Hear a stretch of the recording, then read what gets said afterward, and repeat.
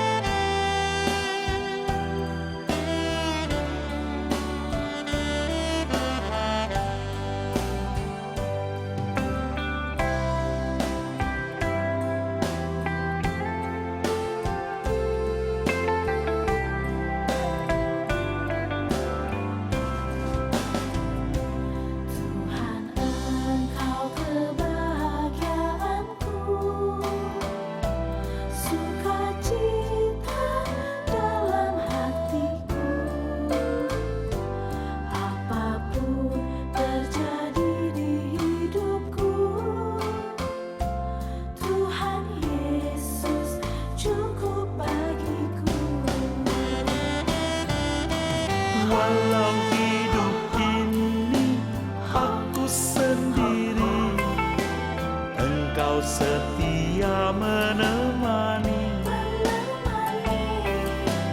Walau tiada harta dan kehormatan, Tuhan kekayaan abadi. Walau hidup ini aku sendiri, Engkau setia menemani. Walau tiada harta dan kehormatan, Tuhan kekayaan abadi. Walau tiada harta dan kehormatan, Tuhan kekayaan abadi. Tuhan kekayaan abadi.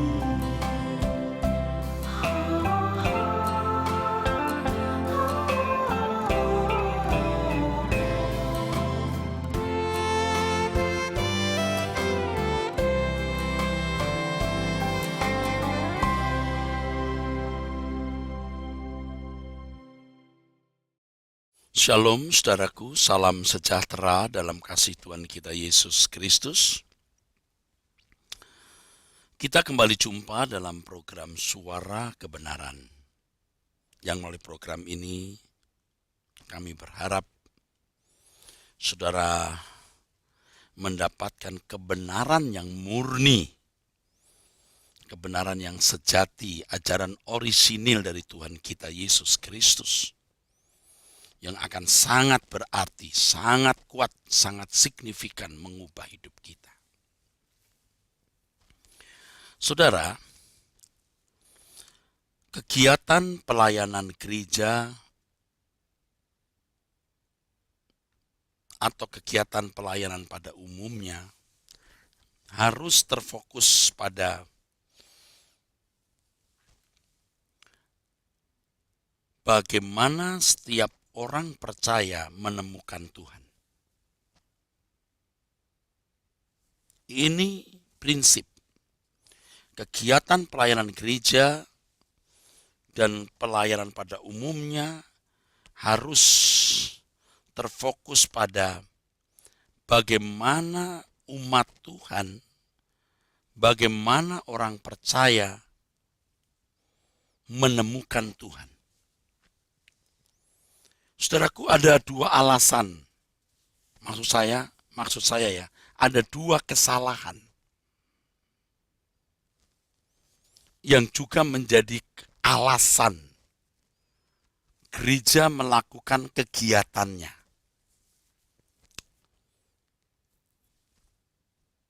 Dua alasan yang juga merupakan kesalahan dalam pelayanan gereja yang mengakibatkan banyak orang Kristen tidak menemukan Tuhan. Kita harus terbuka untuk dikoreksi, saudaraku. Ada dua alasan yang juga merupakan kesalahan. Ya, banyak gereja, persekutuan atau kegiatan pelayanan pada umumnya yang tidak membuat seseorang menemukan Tuhan. Yang pertama, pelayanan gereja yang dilakukan agar gereja eksis. Pelayanan gereja dilakukan agar gereja eksis. Artinya gereja memiliki pengikut, kalau bisa pengikutnya tambah banyak, entah itu datang dari orang-orang non-Kristen atau dari gereja lain. Kebutuhan gereja dapat terpenuhi, para rohaniwannya dapat terjamin hidup nafkahnya. Nah ini alasan pelayanan dilakukan. Dan itu kesalahan, saudara. Yang kedua, pelayanan gereja mengarahkan jemaat untuk dapat menikmati dunia ini secara maksimal. Pelayanan gereja bertujuan agar jemaat diberkati Tuhan dalam bentuk pemenuhan kebutuhan jasmani. Jemaat secara maksimal ya, bisa memiliki uang atau finansial, menikmati dunia ini secara maksimal dengan finansial yang memadai bahkan lebih. Ya. Tubuh sehat, rumah tangga terasa atau dirasakan bahagia dan harmoni. Anak-anak sukses dalam karir, memiliki kelengkapan semua kebutuhan hidup, mendapatkan kehormatan, dan lain sebagainya yang setara atau seirama dengan itu. Nah, kelihatannya tujuan pelayanan ini benar supaya jemaat diberkati. Tetapi kalau berkat itu hanya berorientasi pada pemenuhan kebutuhan jasmani, maka itu berarti sebuah penyesatan atau kesalahan, saudara. Kalau penyesatan dianggap terlalu berlebihan, itu ya bisa dikatakan kesalahan. Tetapi juga bisa dikatakan penyesatan karena kesalahan itu bisa berakibat fatal, saudaraku. Dua kesalahan ini bisa menjadi penyebab utama dari kehancuran pelayanan yang sesungguhnya. Menjadi kausalitas prima dari kehancuran gereja. Gereja memang tetap eksis, jemaat juga tetap ada. Tetapi nafas jiwa, kebenaran yang orisinil yang diajarkan Tuhan Yesus tidak terperagakan di dalam hidup. Gereja yang menyelenggarakan pelayanan untuk kelangsungan agama Kristen secara umum dan denominasi gereja tersebut secara khusus akan melahirkan banyak manipulasi dalam pelayanan. Ada banyak manipulasi dalam pelayanan. Kepentingan pribadi dan organisasi dibungkus sebagai kepentingan Tuhan. Terjadilah penyalahgunaan kuasa atau wewenang rohani untuk kepentingan institusi, untuk kepentingan lembaga. Biasanya gereja seperti ini, para rohaniwannya mudah menggunakan nama Tuhan untuk berbagai kepentingan. Ya, biasanya pasti kepentingan pribadi atau kepentingan lembaga itu sendiri. Di sini terjadi bisnis di dalam gereja. Terjadi bisnis dalam gereja. Tahun-tahun belakangan ini semakin mengerikan, saudaraku, bisnis di dalam gereja. Tetapi para pelakunya merasa sedang melayani Tuhan. Mereka merasa sedang dalam pengabdian kepada Tuhan. Mereka merasa ada di dalam track, dalam jalur pelayanan yang benar kepada Tuhan. Tidak heran rohaniwan-rohaniwan seperti ini ya merasa diri rohani. Padahal mereka sedang berdagang, sedang bisnis. Di masyarakat yang menjunjung tinggi nilai-nilai spiritual, hal ini tidak dicurigai sebagai penyimpangan dan mereka tidak mengenali penyalahgunaan wewenang rohani itu, saudaraku.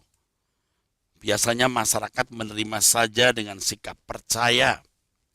Selain masyarakat menjunjung tinggi lembaga keagamaan, masyarakat juga menjunjung tinggi dan menghormati tokoh-tokoh agamanya. Nah, ini yang terjadi, saudaraku sekalian. Ini kalau jemaat yang tidak mengenal kebenaran ya udah dibodohi di situ. Dan tadi saya sudah katakan dewasa ini marak sekali gereja-gereja seperti itu. Marak gereja-gereja seperti itu. Aduh, saudaraku, menyedihkan. Apalagi ya saudara, kalau ada pendeta atau rohaniwan yang begitu berani berkata, saya bertemu Tuhan, saya mendapat visi dari Tuhan, saya sudah dialog dengan Tuhan. Ya memang kita harus dialog dengan Tuhan setiap hari, saudara. Jangan mengesankan bahwa hal itu hal yang luar biasa. Itu hal yang biasa, yang setiap orang Kristen juga harus mengalaminya. Nah, terjadi pembodohan di sini. Mereka berjuang bagaimana gereja tetap eksis, bisa punya bangunan sendiri dengan segala fasilitasnya, punya aset-aset, lalu memiliki finansial yang cukup guna menjamin hidup nafkah para rohaniwannya dan semua pegawainya. Apalagi kalau gereja itu gereja yang bersifat otonomi, di mana pendeta dan keluarganya bisa menguasai seluruh aset gereja. Wah, sudah. Lebih membuka peluang atau lebih berpotensi menggunakan nama Tuhan untuk kepentingan pribadi, kepentingan lembaga gereja yang ujung-ujungnya juga untuk kepentingan pribadi dan keluarganya. Kasihan, saudara. Saya tidak katakan selalu salah kalau satu gereja itu didominasi oleh satu pendeta dan keluarganya. Asal sungguh-sungguh semua untuk Tuhan ya bagus, saudaraku. Bagus. Tapi kalau untuk kepentingan pribadi, wah itu jahat. Jahat. Dan tidak sedikit orang-orang Kristen yang kecewa melihat kenyataan itu dan tidak mau lagi jadi Kristen. Tidak mau ke gereja. Sampai tidak punya kepercayaan lagi terhadap pendeta. Tidak lagi percaya kepada gereja. Loh, ada. Saya kira jumlahnya juga tidak sedikit, saudara. Ada. Tidak mau lagi ke gereja mana-mana. Bahkan sebagai sikap pemberontakannya, pindah agama. Sengaja. Biar pendetanya tahu, majelisnya dengar. Dia pindah agama. Dan sikap itu sebagai sikap pemberontakan atau unjuk perasaan. Seakan-akan mengatakan kalian brengsek. Nah, lalu pindah agama.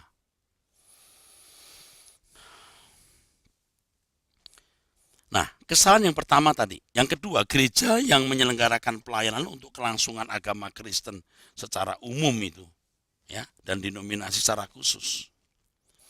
Yang kedua, pelayanan gereja yang mengarahkan jemaat kepada menikmati dunia dengan pemenuhan kebutuhan jasmani.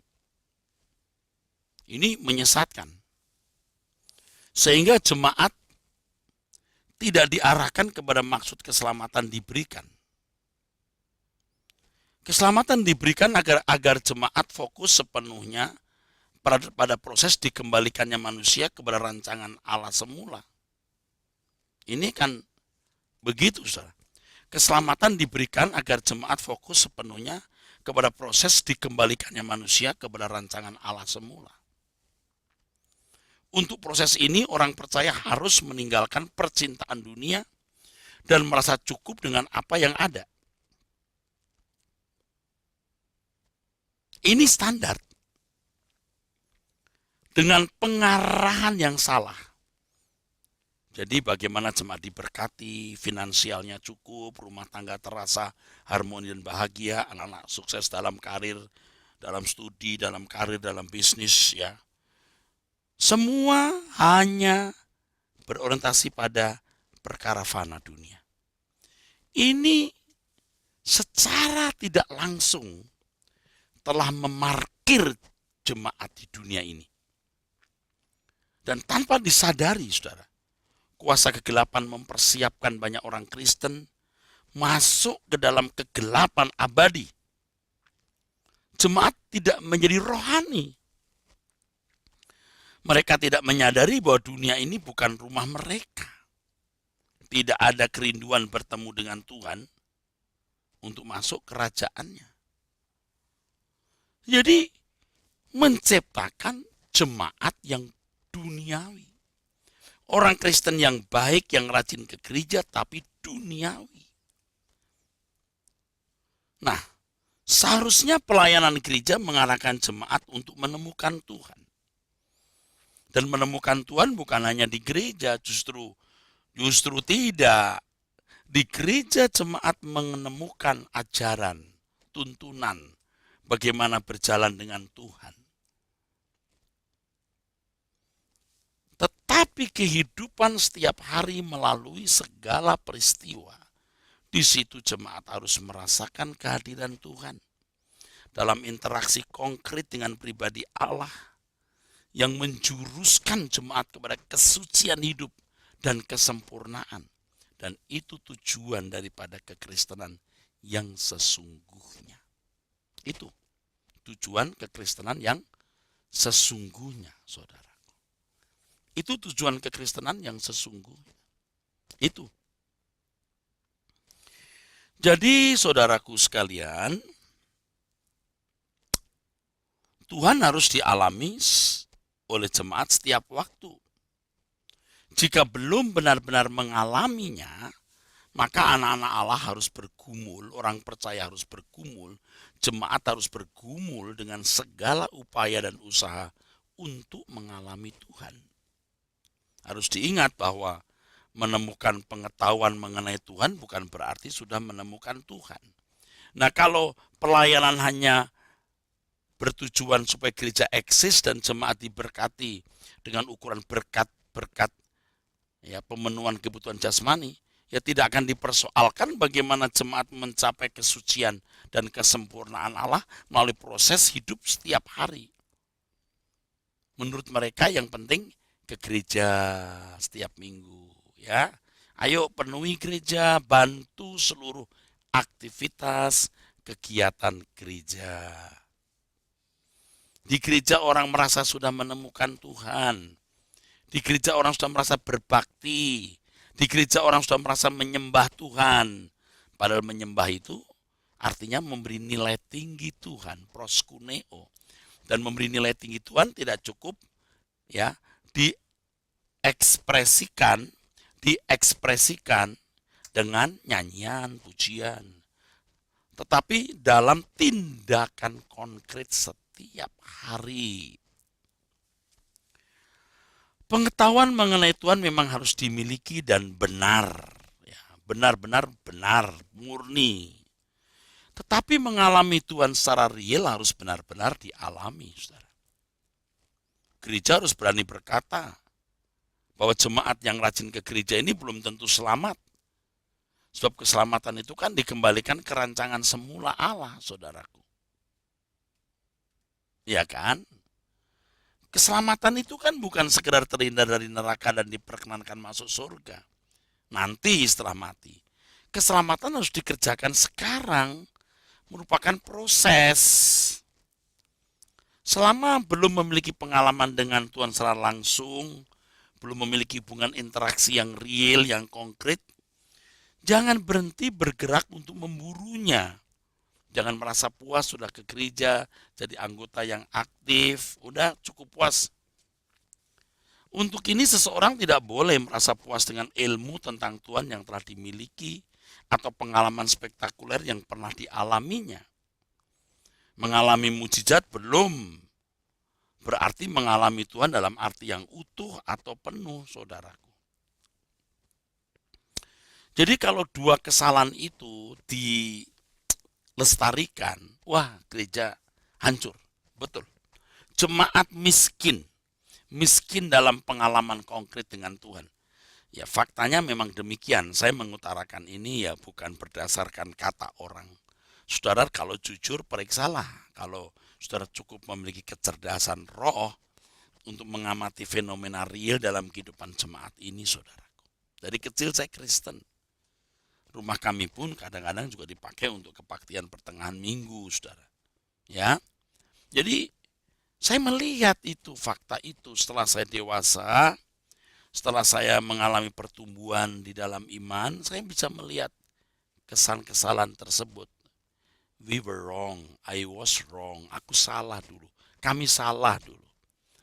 Nah, sekarang yang harus digumuli adalah bagaimana setiap kita ini betul-betul bertumbuh dalam pengenalan akan Tuhan, baik secara kognitif, dalam pengertian, maupun secara real, konkret dalam hubungan interaksi dengan Tuhan. Mesti begitu. Jadi kalau tidak memiliki pengalaman yang konkret, ya kita harus memburu, harus mencari, tidak boleh merasa puas.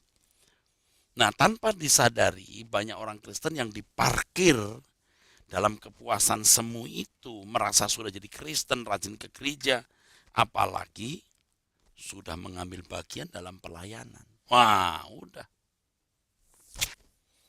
Terparkir di situ, saudara. Menjadi orang-orang beragama yang baik, tapi tidak menjadi anak-anak Allah yang baik. Standar kebaikannya itu kebaikan umum, yaitu namanya meleset. Kebaikan yang dikehendaki Allah itu harus kebaikan Bapa di surga. Kebaikan Tuhan Yesus sempurna seperti Tuhan Yesus. Jadi kalau kebaikannya hanya kebaikan manusia pada umumnya, ya belum mencapai tujuan keselamatan itu sendiri. Harus menggeliat, harus berusaha, harus berjuang untuk bisa mencapai kesucian yang sesungguhnya. Saudaraku, menemukan dan mengalami Tuhan haruslah menjadi pengalaman real masing-masing individu. Masing-masing individu, masing-masing kita, anak-anak Tuhan, pasti memiliki pengalaman yang berbeda mengenai hal ini. Artinya pasti memiliki pengalaman yang sangat khusus, yang khas, yang istimewa, yang tidak mungkin bisa dimengerti dan dimiliki orang lain. Nah, dari pengalaman-pengalaman itu, seseorang bisa membuktikan sampai pada kesaksian dalam batinnya bahwa sungguh Allah itu hidup. Sungguh Allah itu nyata. Orang yang menemukan dan mengalami Tuhan memiliki kegentaran yang hebat terhadap Tuhan. Pasti. Dari pengalaman itu, ia menghayati, dia menyadari kehadiran Tuhan dalam hidupnya. Ada kegentaran yang hebat. Kegentaran ini akan membuat seseorang ya menjadi kuat dan akan lebih konsisten meninggalkan segala hal, segala tindakan yang tidak sesuai dengan kehendak Allah. Dia akan berani meninggalkan dunia dengan segala kesenangannya dan memilih Tuhan yang menggetarkan, tetapi memberikan damai sejahtera yang melampaui segala akal. Kegentaran terhadap Tuhan akan membuat seseorang secara kuat dan konsisten meninggalkan segala tindakan yang tidak sesuai dengan kehendak Allah. Berikutnya, ia akan mengasihi Tuhan dengan rela, mengasihi Tuhan dengan limpah, dan akan rela membela Tuhan tanpa batas. Apapun rela dilakukan demi kepentingan Tuhan. Dan akhirnya saudaraku sekalian, orang yang benar-benar mengalami perjumpaan dengan Tuhan dalam interaksi konkret setiap hari, ya, akan memiliki hati yang kokoh, hati yang kuat. Dia tahu, dia yakin, dia rasa, dia membuktikan bahwa Allahnya itu hidup. Ini keindahan yang akhirnya saudaraku sekalian, kerinduan hatinya akan menyala bertemu dengan Tuhan. Kerinduannya akan kuat menyala bertemu dengan Tuhan. Kerinduannya akan kuat menyala menyaksikan perwujudan kedatangan kerajaannya. Nah, di sini seseorang akan terus menjadi makin kudus, makin tidak bercacat, makin tidak bercela. Jadi saudaraku, orang yang telah menemukan Tuhan, ya, dan mengalami Tuhan dalam hubungan interaksi konkret, itu memiliki kegentaran yang hebat terhadap Tuhan. Ini yang membuat ia akan mengasihi Tuhan, dan kasih kepada Tuhan akan diwujudkan dengan kesucian hidup, ketaatannya kepada kehendak Allah. Akhirnya dia akan rela membela Tuhan tanpa batas. Apapun rela dilakukan untuk kepentingan Tuhan, untuk kesenangan, untuk kepuasan hati Bapa di surga. Hatinya kuat menghadapi segala keadaan karena tahu Allahnya hidup. Dia tahu Allahnya pasti membela. Dia tahu Tuhannya pasti membela. Dan akhirnya kita akan merindukan bertemu Tuhan. Bertemu muka dengan muka dan menyaksikan perwujudan kerajaan Allah itu. Dan ini saudaraku sekalian merupakan keindahan hidup.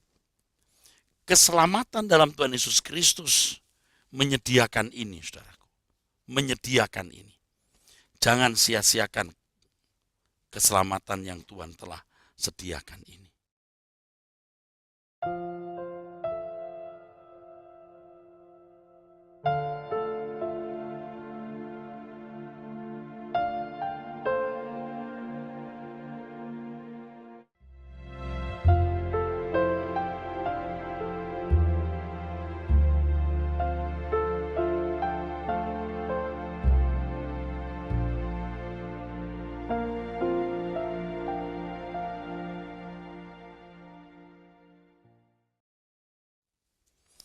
Kita harus bertekun, saudaraku sekalian, dalam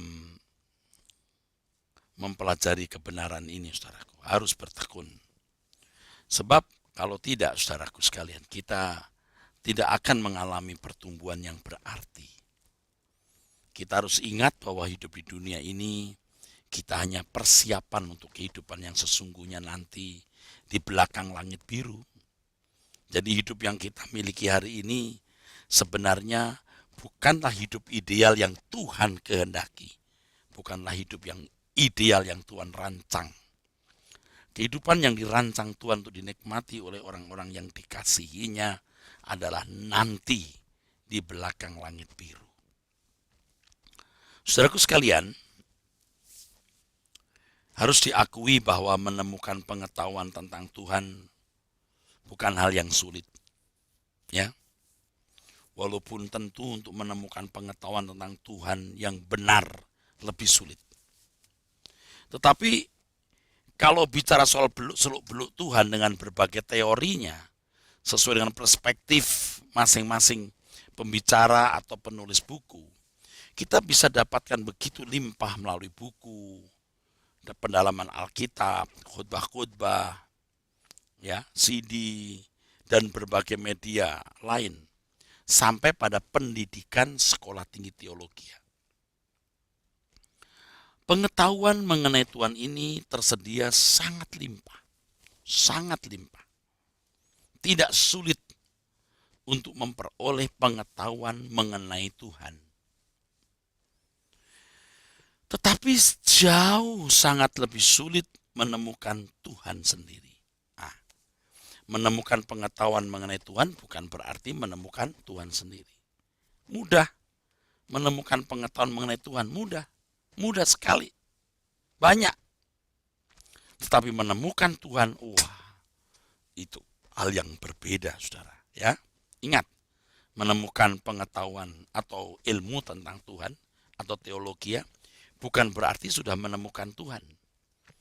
Menemukan pengetahuan mengenai gizi bukan berarti sudah mengkonsumsi makanan yang bergizi. Menemukan pengetahuan mengenai berlian bukan berarti sudah menemukan berlian. Jadi jangan merasa sudah menemukan Tuhan karena memiliki pengetahuan mengenai Tuhan. Nah, itu banyak didapat lewat berbagai media yang saya sudah sebut ini, saudaraku. Mereka yang sudah merasa memiliki pengetahuan tentang Tuhan seakan-akan mau mengatakan bahwa mereka sudah menemukan Tuhan. Mereka sudah siap mengajarkan kepada orang yang belum menemukan Tuhan. Ini biasanya para teolog yang lulus sekolah teologi, yang sudah ikut SOM, School of Ministry, kursus Alkitab, ya. Lalu mereka bisa berkata, oh, kami sudah menemukan Tuhan. Kami siap mengajar, membuat kalian menemukan Tuhan. Loh, kalau hanya mengajarkan teologi, berkhotbah, memberikan seminar-seminar rohani, pendalaman Alkitab, belum berarti orang sudah menemukan Tuhan. Ingat ini. Sering dikesankan bahwa mereka yang memiliki pengetahuan tentang Tuhan atau berteologi lebih menemukan Tuhan daripada yang tidak memiliki teologi. Nah, ini kan konyol, saudaraku. Tidak sedikit orang-orang sederhana yang tidak memiliki teologi, tetapi begitu tekun, saudaraku, ya, di dalam Tuhan. Maka walaupun pengetahuannya tidak banyak, misalnya 10, tapi dia bisa mengalami Tuhan 7. Jangan merasa memiliki pengetahuan tentang Tuhan 100, tapi hanya 2 pengalamannya. Lebih miskin.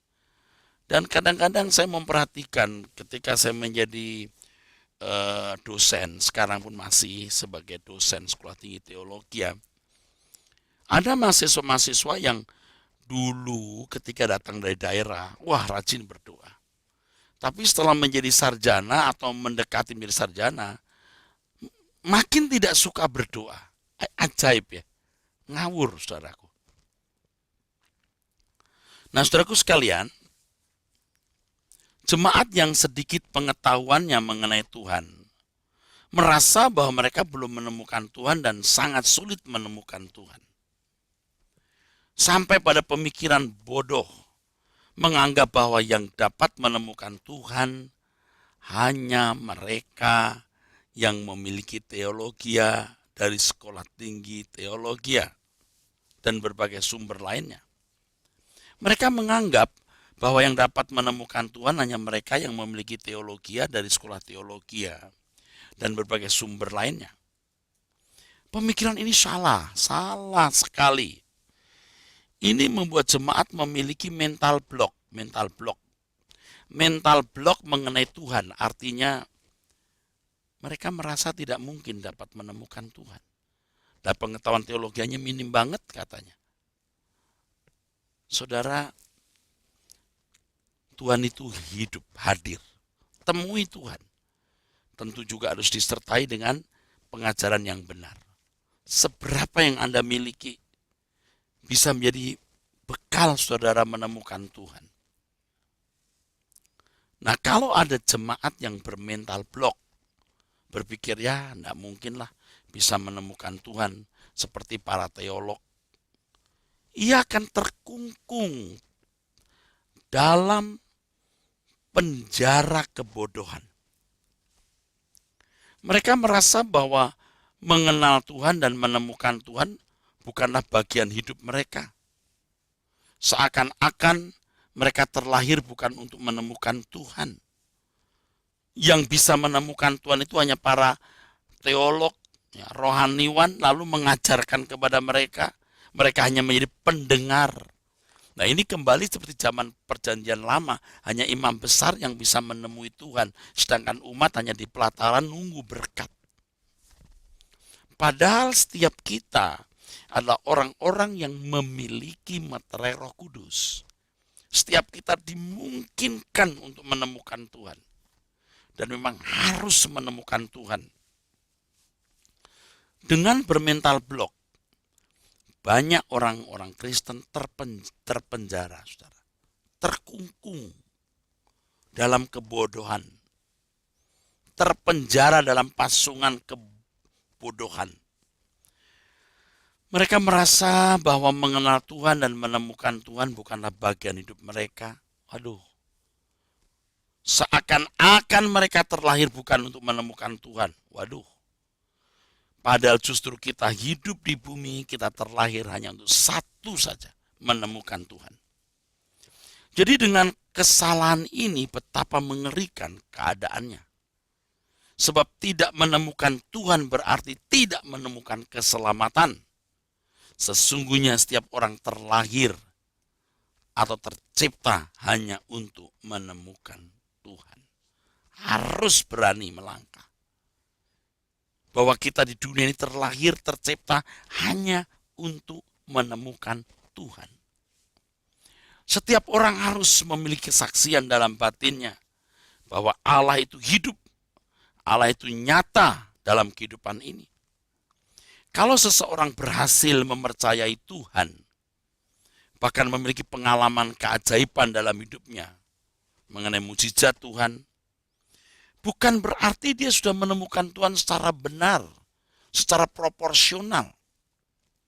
Ya, jangan berpikir, oh aku pernah mengalami mujizat, oh aku pernah mendapatkan penglihatan, berarti sudah menemukan Tuhan. Menemukan Tuhan berarti memiliki hubungan, interaksi dengan Tuhan, di mana melalui segala peristiwa hidup dan pengalamannya, Tuhan menjuruskan kita untuk memiliki kesucian Tuhan dan kesempurnaannya. Jadi semua pengalaman, semua kejadian akan hadiri Tuhan.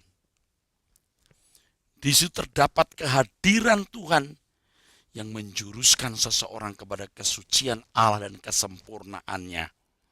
Nah, disitulah Tuhan tidak mengubah kita supaya kita menjadi sempurna seperti Dia, menjadi suci seperti Allah sendiri. Jadi semua pengalaman dengan Tuhan yang tidak mengubah seseorang menjadi seperti Allah sendiri patut diragukan kebenarannya. Ya tentu kita tidak boleh sembarangan menghakimi orang, saudaraku. Tapi kita akan bisa menangkap kalau kesaksian hidup seseorang itu menjuruskan kita kepada kesucian Tuhan, menjuruskan kita kepada kesempurnaan. Nah, ini benar. Tapi kalau hanya membuat orang jadi bangga, oh pernah punya pengalaman spektakuler. Kalau bagi para pendeta itu dianggap sebagai legalitas dari Tuhan, pengesahan dari Tuhan, bahwa dia hamba Tuhan yang baik lebih dari pendeta yang lain. Nah ini kan rusak, saudaraku. Tuhan tampil dalam kehidupan seseorang bukan untuk membesarkan orang tersebut, membesarkan nama orang tersebut. Bukan untuk memuliakan orang tersebut. Tuhan bukan Tuhan yang suka show dirinya apalagi show orang lain. Jangan Anda berpikir Tuhan menampakkan diri, menunjukkan mujizatnya agar dia disanjung-sanjung. Nah, betapa miskinnya Tuhan seperti ini. Tuhan kebesarannya tidak tertandingi. Apapun keadaannya tetap dia dimuliakan. Jadi jangan berpikir bahwa Tuhan mau menyatakan diri supaya dia disanjung-sanjung, dipuji-puji. penyanjungan terhadap kuasa Allah pun tidak ada artinya jika dibanding dengan maksud Tuhan hadir dalam hidup umatnya untuk menjuruskan orang itu kepada kesucian hidup dan kesempurnaan. Jangan sombong, punya pengalaman hebat dengan Tuhan, pengalaman spektakuler, pernah sakit sembuh, pernah melihat Tuhan lah, apalah. Justru yang penting bagaimana Tuhan hadir sebagai guru yang mendidik melalui setiap peristiwa, di dalam setiap kejadian. Dari hal ini kita bisa membedakan roh, artinya mulai bisa membedakan apakah suatu pengajaran datang dari Allah atau pengajaran yang bukan dari Allah. Pengajaran yang benar menjuruskan seseorang kepada kesucian Allah, kesucian yang sempurna Tuhan Yesus, dan kesempurnaan. Saudaraku sekalian, jangan minder, jangan merasa kecil hati karena tidak punya pengalaman spektakuler. Oh, tidak pernah mengalami mujizat. Oh, tidak pernah mendapatkan penglihatan. Jangan kecil hati. Orang yang mengalami mujizat spektakuler itu belumlah menemukan Tuhan secara memadai. Justru menemukan Tuhan itu, saudaraku, melalui kejadian demi kejadian. Kejadian demi kejadian setiap hari. Dewasa ini banyak kesaksian mengenai seseorang yang bertemu dengan Tuhan, yang mengesankan dirinya sangat akrab dengan Tuhan, bahkan berdialog dengan Tuhan secara intensif. Ini juga membuat orang-orang Kristen yang tidak memahami kebenaran tambah kecut, tambah kecil hati, dan berkata, ya, memang menemukan Tuhan bukan bagianku. Padahal menemukan Tuhan itu bagian setiap orang. Tidak selalu ditandai dengan keajaiban-keajaiban, saudaraku. Tidak selalu. Bahkan berbahagialah orang yang percaya walau tidak melihat. Jadi dalam kehidupan setiap hari kita merasakan kehadiran Tuhan, menemukan tuntunannya, itu hebat. Bagaimanapun akhirnya dapat dibedakan apakah pengalaman seseorang itu benar dari Tuhan atau tidak. Pengalaman dengan Tuhan itu benar atau karangannya sendiri itu nampak dari buah hidupnya kemudian hari. Hal ini diukur dari apakah kehadiran Tuhan dalam hidup seseorang menuntun orang itu atau menjuruskan orang itu kepada kesempurnaan atau tidak. Dan yang mendengar di sekitarnya apakah tertuntun juga, terjuruskan juga kepada kehidupan yang sempurna, kehidupan yang suci. Kalau hanya untuk menunjukkan bahwa Tuhan itu ada, oh Tuhan itu ada, Tuhan itu nyata. Agama lain juga menunjukkan bahwa Allahnya itu ada dan nyata. Dan faktanya juga agama mereka bisa berdurasi ribuan tahun, saudaraku. Bahkan ada yang sebelum ada agama Kristen, agama-agama suku, masih eksis hari ini. Jadi agama yang percaya Allah itu esa, agama Samawi yang pertama Yahudi. Tahun 1440 sebelum Masehi. 1500 tahun kemudian agama Kristen abad 1. Nah, 600-700 tahun kemudian baru ada agama Islam. Banyak agama yang baik, yang menuntun orang kepada kebaikan bukan kepada kerusakan. Tetapi kekristenan mengajarkan kita harus bertemu dengan Tuhan secara pribadi, berinteraksi dengan Tuhan secara pribadi, yang mana kita dijuruskan untuk memiliki kesucian Allah dan mencapai kesempurnaan Tuhan. Jadi kalau hanya untuk menunjukkan Allah itu ada, agama lain juga akan membuktikan Allahnya itu ada. Kalau kita hanya ingin menunjukkan bahwa Tuhan kita ini ajaib, menunjukkan Tuhan kita itu luar biasa, sama saja dengan agama lain yang juga mempromosikan Allahnya, yang diklaim paling benar, diklaim paling kuat, paling berkuasa. Dan faktanya memang ya, kalau kita lihat abad mula-mula, orang Kristen secara fisik kalah. mereka mempercayakan datangnya Mesias Juru Selamat, faktanya mereka kalah. Orang-orang Roma bisa menindas mereka. Jadi terkesan dewa Zeus, Hermes lebih berkuasa dari Yesus. Tuhan itu bukan mau berkompetisi dengan Allah-Allah lain. Enggak level lah saudara. Jadi kalau hanya untuk menunjukkan keajaiban Tuhan, sama saja dengan agama lain juga yang mempromosikan bahwa Allahnya itu paling benar dan berkuasa. Jadi saudaraku sekalian yang kasih, faktanya juga kita mendengar kesaksian yang ajaib dari berbagai agama itu. Luar biasa. Kesaksian yang ajaib dari agama-agama itu. Oke? Kesaksian yang luar biasa yang membuat mereka sungguh-sungguh, saudaraku, bisa menjadi orang-orang yang membuktikan Allahnya itu kuat, ajaib. Nah, kita tidak perlu heran lah keajaiban-keajaiban yang juga terjadi dalam lingkungan orang-orang non-Kristen. Nah, oleh sebab itu kita harus melihat proyeksi kita sebagai anak Tuhan itu apa. Bahkan ketika dalam perjalanan hidup kita tidak melihat mujizat, tidak mengalami mujizat. Bahkan kita melihat lemahnya, dalam tanda kutip, Allah kita. Lemahnya Tuhan Yesus dibanding dengan Allah-Allah lain yang dipromosikan lebih kuat. Kita tidak perlu jadi minder. Tuhan itu tidak bisa disejajarkan dengan Allah manapun. Tuhan terlalu kuat.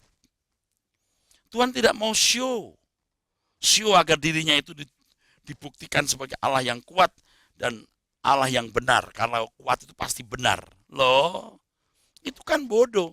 Kalau Allahnya kuat pasti benar. Loh, kalau Allah yang benar menciptakan manusia yang benar. Ini di bumi. Iblis pun juga memiliki kekuatan dan kekuasaan, bro. Membuktikan Allah yang benar bukan kekuatan yang besar. Membuktikan Allah yang benar itu melalui tindakan manusia yang mempercayainya benar. Itu baru jadi saksi. Nah, ini yang menjadi pertimbangan dan perenungan saudara saat ini, saudara. Jadi jangan merasa, aduh Allah kita kok lemah ya. Seperti pada gereja mula-mula, orang Kristen luar biasa menderita, saudara. Teraniaya, sangat hebat. Hebat sekali aniayanya. Luar biasa. Seakan-akan Tuhan Yesus tidak berdaya. Seakan-akan Tuhan Yesus tidak sayang anak-anak umatnya, maksud saya. Umatnya. Seakan-akan Allah Bapa tidak sayang anak-anaknya, dibiarkan menderita, tertindas, tertekan. Wah, kasihan saudaraku. Tetapi justru di situ kita melihat orang-orang percaya disempurnakan karakternya menjadi seperti Yesus. Jadi kalau misalnya kita sekarang mendapatkan perlakuan yang tidak adil, diskriminasi, dan lain-lain, tenang. Wah, kok Tuhan seperti lemah, kita perlu bela. Wah, kalau kita berusaha membela secara fisik, itu menunjukkan kelemahan Allah kita. Wah, kita mari bikin kelompok orang-orang Kristen yang membela orang-orang Kristen. Nggak usah. Biar Tuhan yang akan membela kita. Kalau Tuhan seakan-akan tidak membela kita, karena kita sedang diproses memiliki kesucian dan kesempurnaan Tuhan. Allah yang benar, saudaraku, adalah Allah yang agung. Proyeksi kehadirannya di tengah-tengah umat bukan hanya hendak memberi pertolongan atas setiap masalah dan kebutuhan jasmani umatnya. Bukan sekedar supaya umatnya bisa membuktikan bahwa Allahnya itu hebat. Allah mana seperti Allahku. Itu umat perjanjian lama masih begitu. Umat perjanjian baru tidak demikian. Tuntunan Tuhan, kehadiran Tuhan yang senyap bagi orang lain, itu merupakan sarana Allah untuk membuat anak-anaknya layak dimuliakan bersama dengan Tuhan Yesus dalam kerajaannya nanti. Nabi-nabi Tuhan yang benar dan hamba-hamba Tuhan yang sejati pasti juga memproyeksikan anak-anak Tuhan ini pada pelayanan ini. Pasti bagaimana anak-anak Tuhan itu menjadi anak-anak Allah yang benar-benar berkualitas. Jadi berbeda dengan orang-orang beragama pada umumnya, memang beda. Nggak perlu kita promosikan, oh ini kuat loh, lihat itu, ajaib ya Allah kita ada loh ajaib. Nggak perlu. Tindakan hidup perbuatan kita menunjukkan kesaksian kita. Nabi-nabi Tuhan yang benar dan hamba-hamba Tuhan yang sejati akan terus memproyeksikan jemaat mengalami Tuhan dari waktu ke waktu, dari saat ke saat. Jika ada hamba-hamba Tuhan yang proyeksinya berbeda, maka jelas itu bukan dari Allah. Pasti. Itu nabi-nabi palsu dan hamba-hamba Tuhan gadungan. Sebab proyeksi kehadiran Tuhan di tengah-tengah umat membuat umat menjadi sempurna dan layak dimuliakan bersama dengan Tuhan Yesus di dalam kerajaannya nanti. Maka hamba-hamba Tuhan yang benar pasti ini proyeksinya. Kalau proyeksinya lain dari ini ya harus dikoreksi. Koreksi.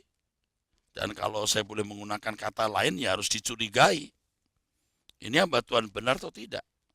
Yang mengajarkan jemaat hanya bicara soal berkat jasmani saja.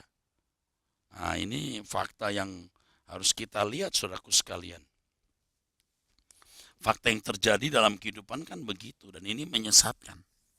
Saya berharap dengan hal ini saudara-saudara sekalian akan diubahkan Tuhan, dibaharui Tuhan terus. Ya, sayang sekali waktu kita usai, saudaraku. Saudara mesti mendengar hal-hal seperti ini, ya.